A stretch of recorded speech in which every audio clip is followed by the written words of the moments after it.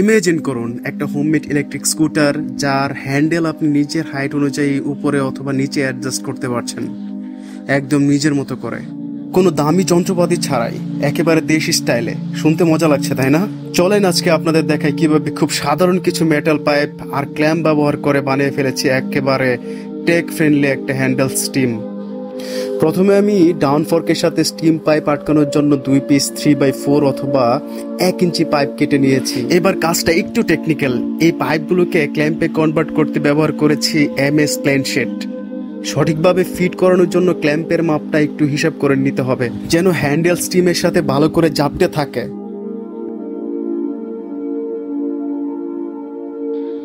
এবার ক্ল্যাম্পগুলোকে 3mm deal করে lower ফর্কের সাথে ওয়েল্ডিং করছি। এখানে লক্ষ্য রাখা উচিত যেন ক্ল্যাম্পের ইনসাইডে ওয়েল্ডিং না হয়, তাহলে স্টিম পাইপ ইনসার্ট করতে অনেক ঝামেলা পোহাতে হতে পারে। পূর্বের টেকনিক ব্যবহার করে আপার হেড পাইপের জন্য 3 ইঞ্চি বা 76 মিলিমিটার একটি ক্ল্যাম্প তৈরি করছি, যেটা মেইন হ্যান্ডেল বারকে ডানে বামে মুভ করতে সাহায্য করবে। এখন যেটা দেখছেন সেটা হচ্ছে ক্ল্যাম্পের দুই পাশে MS প্লেন শিট দিয়ে ওয়েল্ডিং করে 2টা ড্রিল করেছি যাতে মেইন হেড পাইপটাকে প্রেস করে আটকে রাখতে পারে। স্টিম পাইপ যেন ভালোভাবে হ্যান্ডেল বারের সাথে আটকে থাকে এর জন্য কেটে নিছি একটি মেটাল বক্স, যেখানে 3টি হোল করছি। এই হোলের মাধ্যমে 2টি পাইপকে ফিক্সড করে রাখতে পারে। বাইরে ভাই, এই 3টা বিগ হোল করতে গিয়ে আমার লাইফে 3টা বেজে গেছে। এখন যে পিচ্চি পাইপটা ইনস্টল করছি সেটা হচ্ছে হ্যান্ডেল বারকে তার নিজের স্থানে ধরে রাখার জন্য, এবং এটা খুব ভালো করে ওয়েল্ডিং করে দিতে হবে।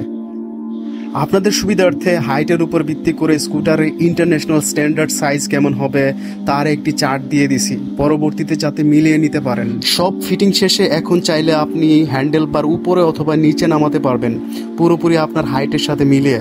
দেখতে দেখতে স্টিম পাইপ সেটআপের শেষ দিকে চলে আসছি। এখন খুচরো কাজ যেমন হেড পাইপের সাথে নাট লাগানো, ক্ল্যাম্পের সাথে বোল্ট আটকানোর মধ্য দিয়ে আজকের পর্ব এখানে শেষ করব। আর আপনাদের মূল্যবান মতামত বা প্রশ্ন থাকলে নিচে কমেন্টে জানাতে পারেন। প্রায় 3 মিনিট আপনাদের সাথে ছিলাম আমি রাশেদ।